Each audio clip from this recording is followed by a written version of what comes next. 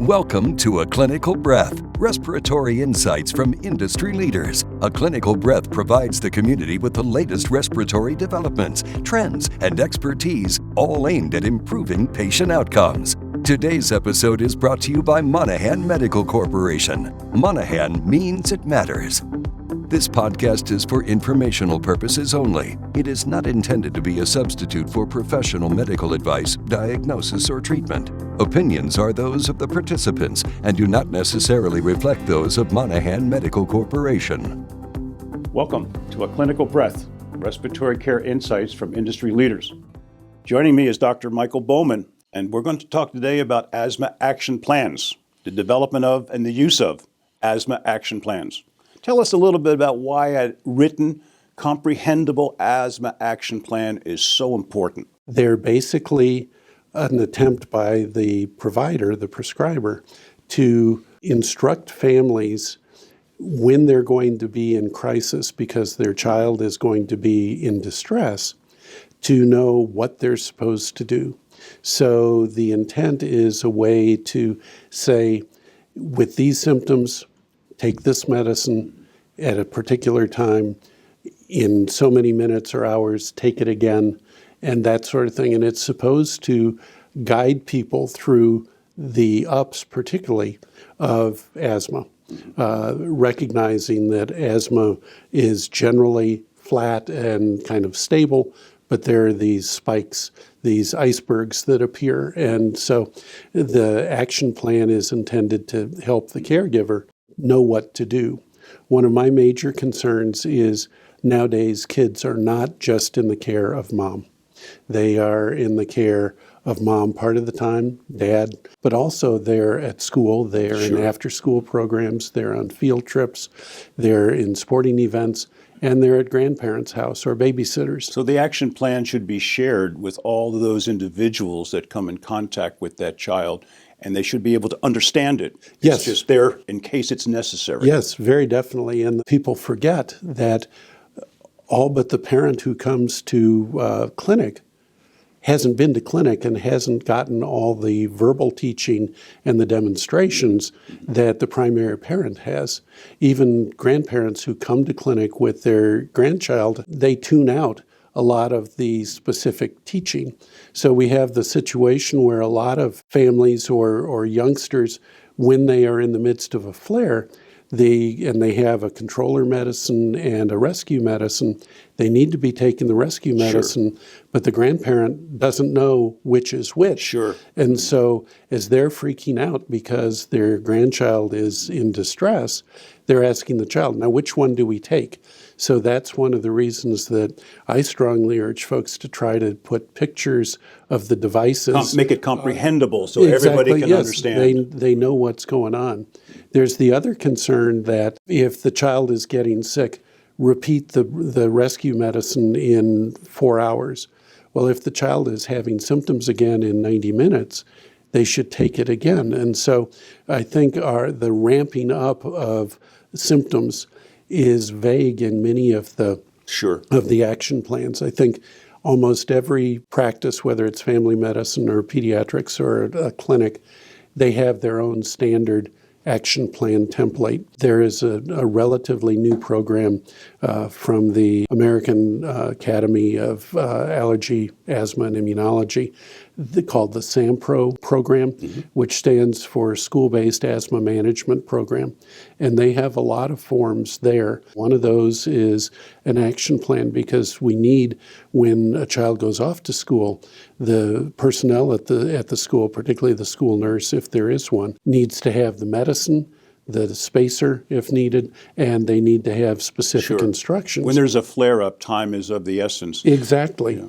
And they're not going to be able to call the doctor or the nurse and say, okay, he's doing this, what do I do next? It needs to be there. What I've learned from some of my patients is that those medicines and the action plan do not necessarily translate to going to the after-school program, going to the sports personnel. Hopefully nowadays they go on field trips routinely, but it's a problem to make sure every place where that child is going to be during a week. And sure, an important part of the action plan is when to actually seek additional medical help? Because there's a time now when there's really a flare-up that requires medical attention either Yes. in the outpatient clinic or in the emergency department. Yes. And we don't want to delay when it's necessary rather than take the 911, be preemptive. Right. I feel the most important part on an action plan is contact information. Whoever is reading it knows how to get hold of the person. And when to do that, yes. So whoever wrote the action plan, they're readily available, or their call person is readily available. So the action plan is actually written in combination with the parents, the patient, and the primary care provider, the physician or nurse practitioner who's ever handling. Exactly. And hopefully the instructions on the action plan will match the label on any medication. So what will be said, 2 puffs or 4 puffs or whatever, with a spacer or whatever, it should match between the device or the medication that was dispensed from the pharmacy and what's on the paper.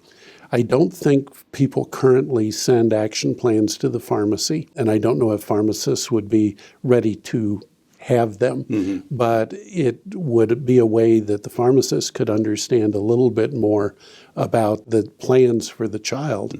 But I think that's something we have to work toward in the future. Part of what you're saying is it requires a tremendous amount of preliminary work and follow through.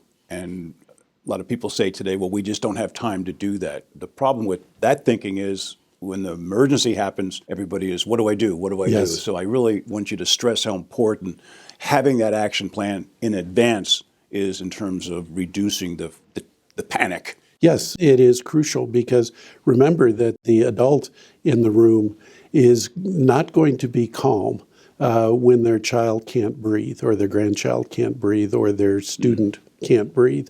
And so all comprehension is going to be worse rather than better. And they're not going to sit back calmly with their cup of tea and read it 3 times and say, I guess we should be doing this. It'll be fumbling, and they will be asking the child how to assemble the device and use it. And hopefully the child knows at least how to do the breathing maneuvers and such. But it means that these are mostly for rescue device, so it includes on there what the everyday controller is if the child is on it. But do it now is all going to be related to the rescue medicine, and they need to know that it does have a spacer with it or not, how many puffs, and all of those sorts of things. As we finish up this topic, the whole issue of what language should be used, and not all action plans are created equal. Obviously, lower literacy levels for whatever reason as opposed to higher literacy. So it basically means to be tailored, and give us a couple of hints about what words not to use. And even something like respiratory distress isn't as clear to some folks as it is to healthcare professionals. I've actually had to write action plans for a 7-year-old because on weekends, the school teachers told me we had to write his action plan so that he would know when to take the next thing. And he probably was successful, or you wouldn't be talking about it. See, so the age is not really a barrier if it's handled and presented in the right way for that age level, in terms of their ability to understand. It's not critical of mom or dad. It's just recognition that there are times when he or she is on their own. Now, you mentioned rescue and controller, and we understand what that means, but let's kind of simplify that language for the people who don't speak medicalese. The rescue is intermittent if you're controlled, but you don't want to use that all the time. Correct. Can that become a signal that you probably should see your physician if you're depending on it too much? Yes, very definitely. I think that general use for the short-acting airway opening are rescue. Some prefer relief because they say that the word rescue is more threatening to a child. Quick acting. But quick acting. Fast acting. Yes. Simple words. When youngsters have symptoms or use their rescue medicine frequently, they can probably be better handled by getting a daily controller medicine that acts on the inflammation, the irritation in the airway, rather than just relieving the muscle. Basically, I call it a cramp of the muscles in the airway, which in the airway, you're used to having if you have a cramp in your calf, the muscle shortens.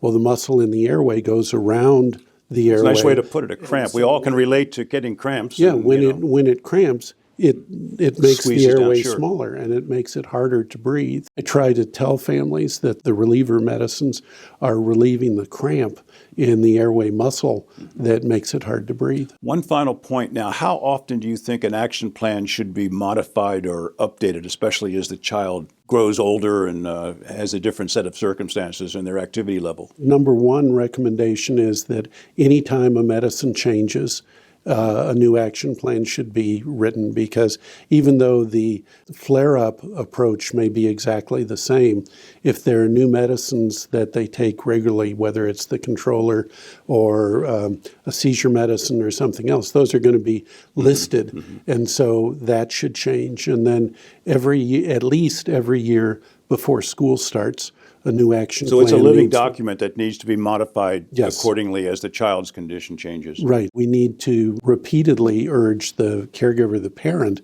to get those new ones out to all the other folks who look after their child. Mm-hmm. I try to get folks to put it on their refrigerator so that it's easy to find. It's not in a drawer somewhere. And that takes the stigma away. It's up there with the children's art and all of the other nice things. So it's part of their daily life, and it's not something that's unique to the child. It's different. Exactly. Well, thank you very much, Dr. Bowman, and hopefully this is going to be helpful for our viewers. Thanks again. You've been watching A Clinical Breath, respiratory insights from industry leaders, brought to you by the Monaghan Medical Corporation. Monaghan means it matters. Thank you for watching, and tune in again for more respiratory-related topics.